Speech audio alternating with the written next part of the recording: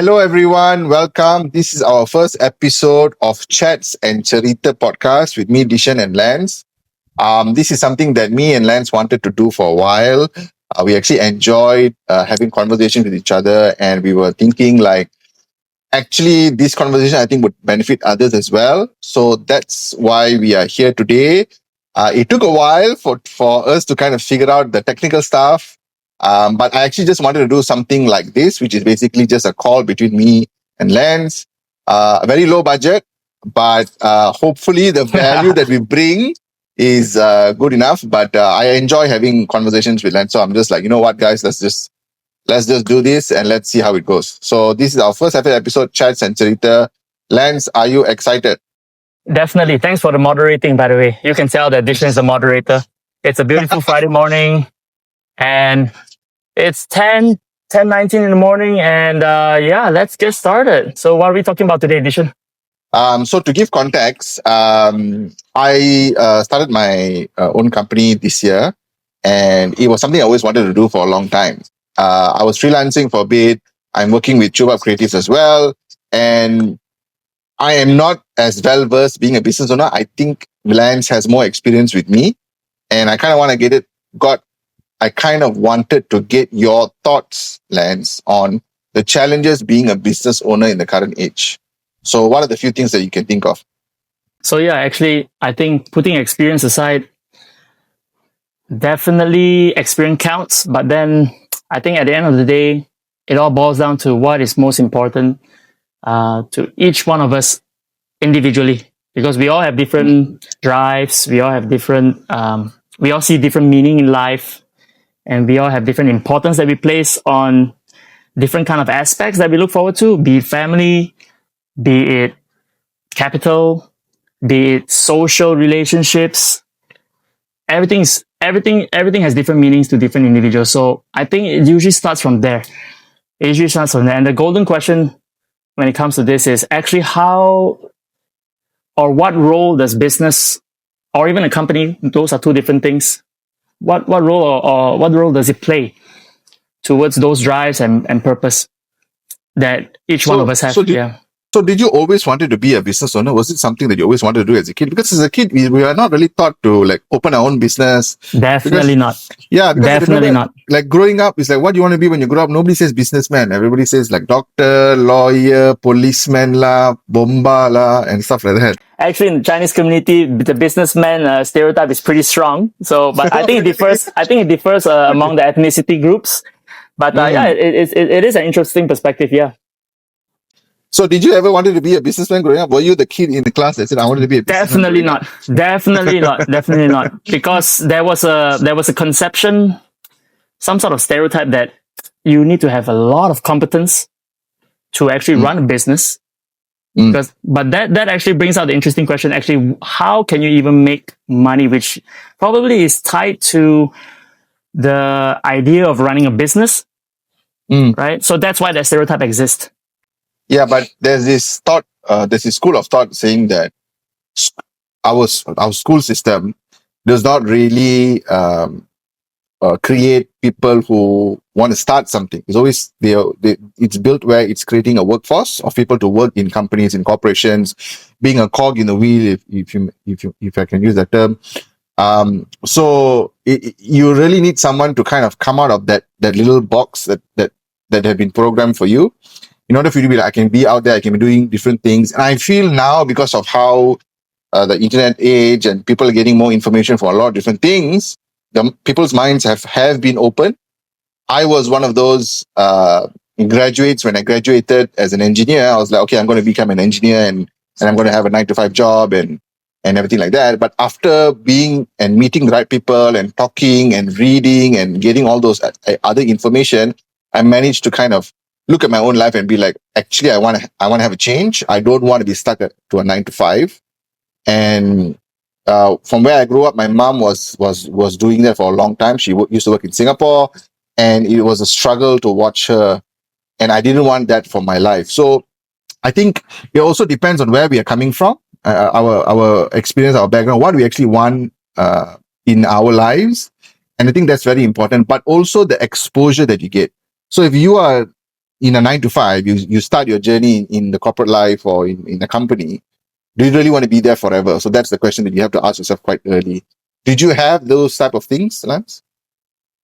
Oh, definitely. And actually, that's a good segue into one of the reasons why actually, I guess the reasons why how typically people bump into the idea of starting a business, because it kind of starts in that 9 to 5 setting whereby there's a drag, there's a feeling of drag, there's a feeling of I'm stuck, but I need the salary, but I know that I cannot climb the ladders, which limits my salary, because to get more salary, you got to climb the ladder, right? And all that feeling will produce this increasing frustration and desire to say, how can I make more money? Because if we take a step back and think about how companies are structured, the economy is structured, and how value is created, and why people pay money for products and goods and services.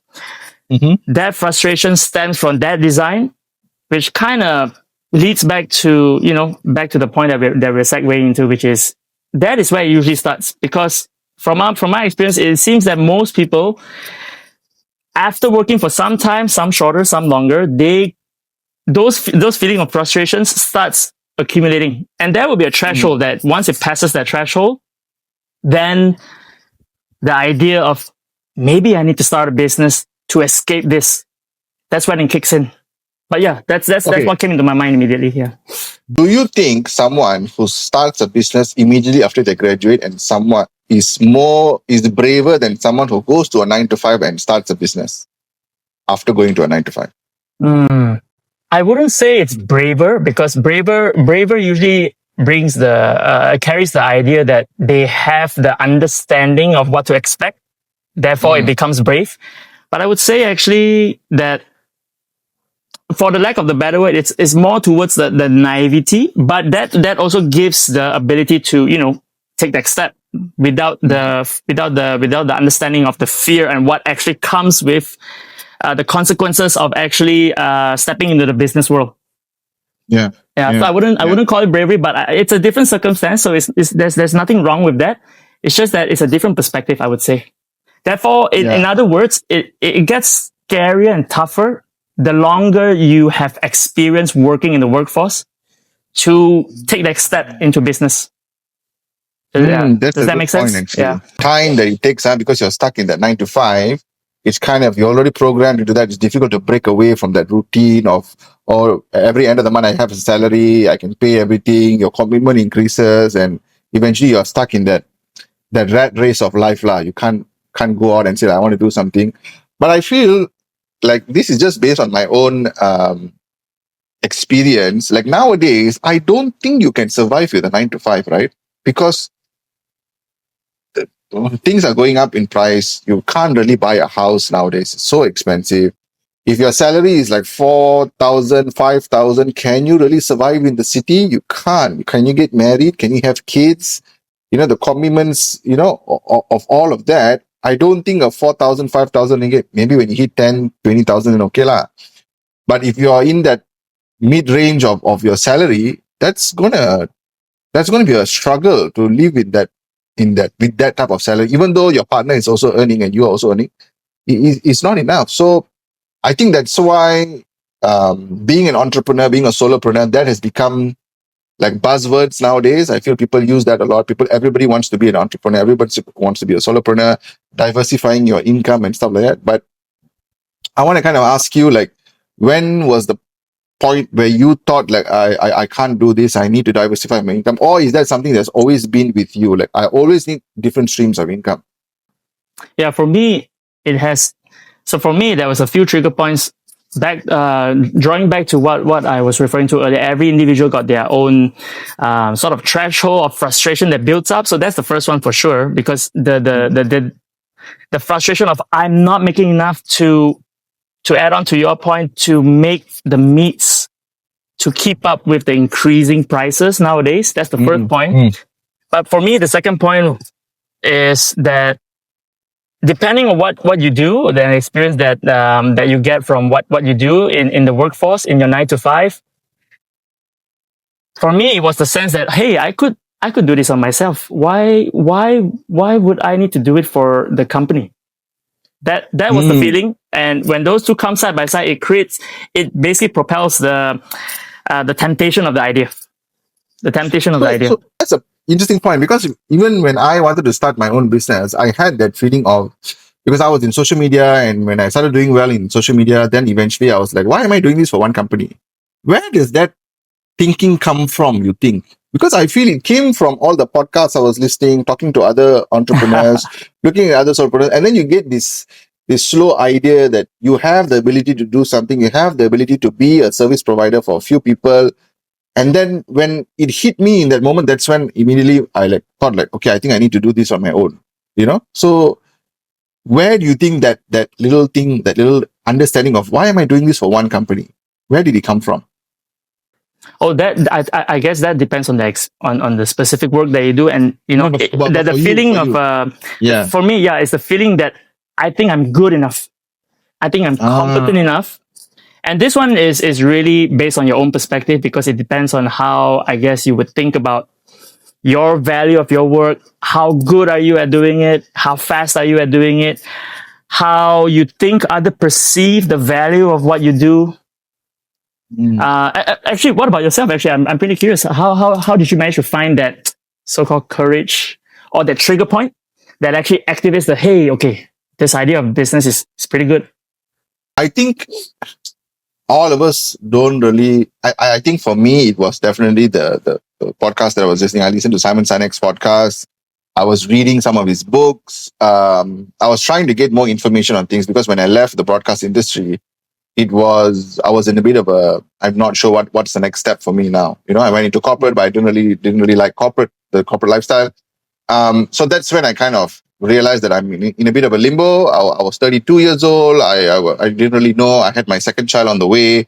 I wasn't really, no, actually, my second child, my daughter was already born, but I didn't really know what value can I bring to the world, basically, this existential crisis that we have. So eventually I realized that you really need to get a lot more information. The best way of doing it is consuming stuff. So books, podcasts, and stuff like that. That's when I realized that I learned this concept of being happy and being content. And you really need to find something that you're passionate about, something that you love doing, and try to work on that. So I was in a very privileged position in where I could do that. Not everybody has that, because they have bills to pay, they have to take care of this, they have to take care of family members, they have to go, they have to work, and it's all about the money and making money and stuff like that. But I had the privilege to be able to do both. And I think that anyone who's kind of thinking about what is the next step, just consume more information, because that can kind of give you a guide. But also you need to talk to a lot of different people who are already entrepreneurs and solopreneurs, and get their own thoughts and views about things. So I think that's the most important. I want to jump on that real quick, because I think you just brought out a nice point. I want to ask you, do you feel like validation by other people in what you do actually helps, cement that idea? Okay, I can do my own business better. Maybe that's where the courage comes from. Also, the validation, the recognition that, hey, wow, you're pretty good at this. Yes and no, because it depends on who you talk to. So I've had conversations with entrepreneurs who gave me very good advice, and I still ask them for advice even until today. But I've had entrepreneurs who didn't give me good advice, be like, don't do this, this is bad, you won't have time, you won't have sleep, you won't have this. That seems to be more common, right? I guess that seems to be more common in our time and place. Yeah, make money, or you make money after the first 3 years and stuff like that, which is the reality for some businesses, which is true. But whatever advice that I get from people, the only thing I can think of is their advice is based on their own experience. If they have a good experience, they will give you the advice saying that it's good. If they have a bad experience, they only can give you advice based on what has happened to them. So not everybody succeeds in this. Everybody is still struggling. We are entrepreneurs. We are solopreneurs. We are trying to figure things out. Nobody has the golden formula rule book of how to become a successful entrepreneur. Everybody's figuring it out on their own. So talking to a lot of different people and making sure you know what to filter and what not to filter, I think that's also quite important. But if you are new, just absorb everything. Just try to absorb as much as you can and usually 80% of the time people are going to give you good advice lah. I think that's I think the 20% is going to be like, you'll be like, okay, maybe I shouldn't have talked to this person, but so just go out there and just try to talk to people. If you are new in the industry and you don't really know how to go, there's a lot of networking events that you can go to. You can even talk to people who go for sport events, play pickleball, just talk to people, just go out there and talk to people, and definitely you'll get that input that you want lah eventually. That sounds nice. Actually, I think you brought up a great point, which it seems like you also reflected. Reflection actually helps because you can't just take people's word directly, one for one, and it doesn't become what people say. Should it be truth? Should you take it in as factual? It's quite hard to think about it, and I think reflection actually helps. Which I think you go about a great point. Which everything that you said just now is a product of reflection actually, because the question is, if you don't reflect, how would you feel about what people comment or even advise on your ability or your decision or consideration to take that step away from 9 to 5 into a business world? That is a big question. I guess that is probably something that everyone is on the fence on. It feels, yeah. But is it also a confidence thing? Because if you're confident in your own abilities, you don't really have to seek validation from other people, right? Because you're confident, I know I can do this. Especially if you're in a new industry. Like Web3 was something people never really knew, What was the first guy who started Web3? He will be like, I know this is going to work and I'm going to do this, when everybody's like, are you sure, So sometimes it works, sometimes it doesn't, because end of the day, if you're an entrepreneur or you're a solopreneur, you kind of need to be able to be open for feedback. That's the number one most important thing. You need to be able to reflect on your own actions, reflect on whatever value that you're bringing, and always keep asking yourself, am I doing the right thing? And when you get feedback, how do you react, as a business owner? If someone comes to you and says like, okay, this is what you need to do better, this is what you need to do better. I used to struggle with that, and I'm still think that I got better over the years doing it. But eventually, as how we are, the person gives you critical feedback or criticism or what, eventually you're defensive, But 100%. It takes a lot of experience, it's natural self-defense mechanism. Natural, nothing wrong. Nothing wrong. Is that something that you have managed to handle, like getting feedback and getting criticism and stuff, as a business owner? Yeah, actually, this is a good point, because I think this one touches on the other aspect which helps to think about making this leap, which is actually how you think about yourself. Some may term it as, I guess, personal development, because if you better yourself, you know how to, for the lack of a better word, I'm going to use an analogy. You kind of improve the filter that you have, absorbing comments, criticism, even compliments, and then putting it into meaning, into what it means for yourself in relations to how you would consider, stepping into the business world from a 9 to 5. And that filter I take that back. It's definitely a big part of what may contribute to confidence. 100%. And this topic is such a big topic, because, what does the filter look like? What do you consider? Is ego a part of it? Is jealousy a part of it? Is greed a part of it? Is pride, which is linked to ego, a part of it? Right? How do we think about that? Why do we care about, and should we even care about what other people say about us? And how do we think about that? Yeah, it's a great topic. It's a great topic. I think just a very brief, I know it's a huge thing that we have to have another episode just talk about that, but definitely. So for me, it's like you don't really care what other people think, but you still have to self-reflect well. If you don't self-reflect and you don't care what other people think, then you're living in some fairy tale fantasy land. So let's break down. Let's break down well, because this is where people. What do you mean by well? What do you mean by well? What's well? What's well? And let's go a little bit deeper into that. So maybe I'll start it out. Well, I guess the first question I always ask myself is actually, what I care? Well means, do I care what people think of me? Do I need to them to validate me and say, "Oh, Lance, you are so good at what you do," which means that can I accept that? Can I accept something, a comment like, "Oh, Lance, I think you're not that good at this. I think you just lack that little bit of thing. I don't think you should do that because you can't really achieve this or create this." Can we accept that? How do we feel about that? Right? That's where I was, and to be fair, I struggled with it too. Because I guess for me, ego has been a big part of my own personal development, which I struggle with. I really could not accept what people comment about my competence, and that really affected me because it blocked off. I realized after reflecting, it blocked off all of my opportunities because I could have had conversations or accepted opportunities or tried things that I wouldn't have tried if I didn't just automatically cut off, and just because of that ego, it just blocked me from trying that out. So you cut communication, is it? The moment you got criticism, you didn't want to talk about it, or? I probably cut communications. I probably say no to opportunities because this guy didn't really fed my ego.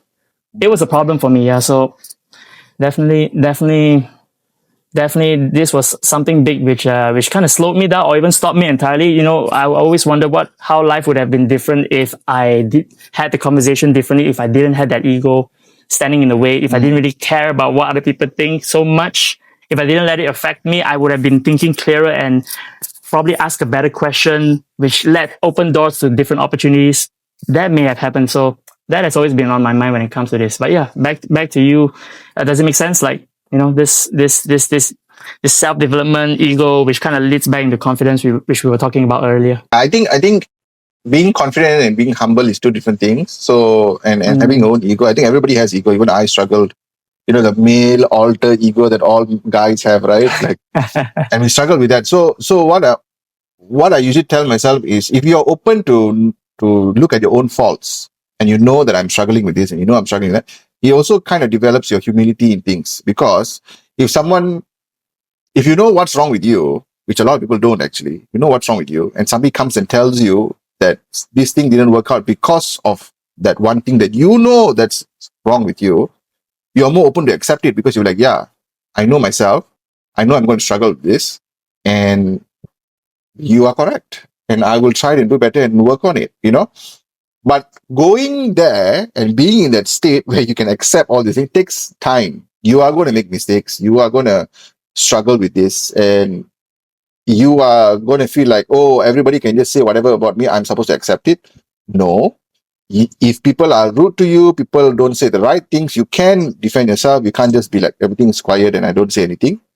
But what we are trying to say is, feedback can be absorbed better. Being humble and knowing what's wrong with you, looking into yourself and knowing what's wrong with you, what are your weaknesses, that's also very important being a business owner, because that defines your whole business. How you interact with customers, how you interact with staff, how you are looking at collaboration. And I've talked to a lot of business owners. Not everybody knows that they have this issue with themselves. And if you kind of say it, it becomes a big thing. Like, how can you say it? They become defensive and stuff like that. So I think being a business owner, humility is very important. But you have to balance it out with also having a bit of pride. I think that's also is very important. You don't let anybody step on you. So you got to have work as a balance. But the most important thing of all of it is always knowing what's wrong with you. What are your weaknesses, and try to work on that. The self-development thing that you mentioned, Lance. Yeah, you know what you said at the start, which I felt it very strongly. It happened to me was that I couldn't even ask that question, what's wrong with me, because the ego was in the way. It didn't came out. I mean, it didn't even occur in my thought. I wouldn't even be open to that question. Such a good. I just felt the mirror when you said that. I just was looking at myself back then when the ego was still around. And when I just when I reflect on it, if I don't ask that question, how can I even get out of that and even build the confidence? Because when it comes to confidence, I guess in relations to ego, if I don't even ask that question, that means that ego actually is in a way creating a false kind of confidence, right? You're working with false confidence, self-validated, right? And I would say this is interesting because I would say this kind of confidence is a different type of confidence than the confidence that others would give to you, rather than, being created in your own mind, being shaped by your own mind. But in certain, to Steelman, this also, some could make the argument that actually self-confidence without the perspective of, your own ego actually is a good thing, because you can psych yourself up to be great at something, and you need some of that sometimes to do what you normally don't have the courage to do. So it's a bit tricky, but yeah, there's a little bit of a complexity in, different types of self-confidence, I would say. Yeah. Pretty interesting. I mean, being confident in yourself, definitely, but not everyone is perfect. Everybody has stuff they want to work on with, right? So if you're open to that, like, okay, I'm good at this, but I suck at this. I'm good at this, but I'm terrible at this. And not a lot of people have that insight. They only talk about what they're good at. They don't really talk about what they're not good at. So even in the content space, being a business owner, you kind of want to talk about your failures. And that's quite important, because when you talk about something and you are talking with it, whether it's your content or podcast or whatever, you kind of realize that you also have a bit of a closure with that. And you also are kind of acknowledging that, not closure, you're also acknowledging that there's an issue there and you made a mistake and you're trying to work on it, rather than just be like all ha foo-ha what you did and everything, all the good things. But entrepreneurship is a lot of bad things before the good things come. That's the thing I've learned, so being transparent about it with people, I think that really helps build your own humility and build your own confidence as well. Talking about a failure, you need to be confident to talk about your failures also. So it's very interesting. Everything's kind of intertwined so that's a good point I guess where I'm at right now is sometimes I'm trying to figure out actually how I ask myself that question. Actually, how did I even, I guess for me, I didn't really think about, do I have enough confidence? Because I'm not that type of person where I felt like, competence is an issue. But if I were to step back and just think about it from, probably what my friends or family shared to me, actually, most of them actually, it's kind of a popular question. And sometimes I'm just trying to figure out, actually, when they ask that question, why don't I have confidence? Actually, where are they coming from? What are they actually saying, right? And I've come to a point whereby I've kind of understood that what they're actually trying to express is that they actually feel that they personally have that competence. It's just that maybe they want some sort of confirmation of that ability, which again brings back to the point where, sometimes the other friend or that your colleague or your business partner just saying that, hey, wow, look, you got this, man. Those little words goes a long way. And that's why for me, when I work with anyone or even with you, sometimes I feel that most people are already very competent. They are really good with whatever they do already. It's just that they just need that little bit of that, that little bit of that encouragement, or even a compliment, or even a small comment sometimes, to get them to the next step. And I think I've seen it. I've seen it happen to a couple of entrepreneurs, whereby some of them they took the leap of faith with that small little idea that they have, and turn it into the business that they have today, because it came from those validation. Yeah. So that's a powerful thing, validation. Huh? Yeah, it definitely is one of the things that I've seen along the way. That's for sure. Yeah. And it basically tells me that, okay, what can I do? Not just for myself, but when I think about how I impact my friends or family or even teammates, what I can do is actually sometimes just be conscious that everything that I say actually can influence those little bit of things which could give them that step that they're looking for, to do that, whatever they want to do. Yeah. That's a good insight. I think we kind of covered like the business owner side of things, but also a lot of things we talked about was about self-development. We also talked about like our own struggles, and the whole point of ego and humility. I'm trying to not make this podcast 1 hour, Lance, so we need to stop talking.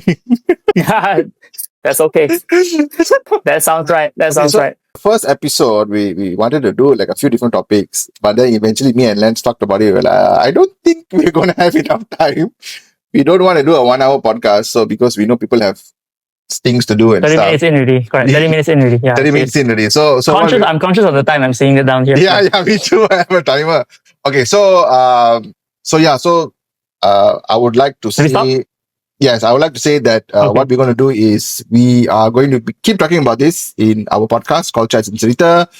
We want to kind of, I think it's quite good because I feel like what we did for the first episode, because, creating something new, you always feel like, are we doing the right thing or are we talking about the right stuff and what? I think we touched about a lot of different things that I don't think a lot of people talk about. So I think I'm grateful to that. Thank you to Lance.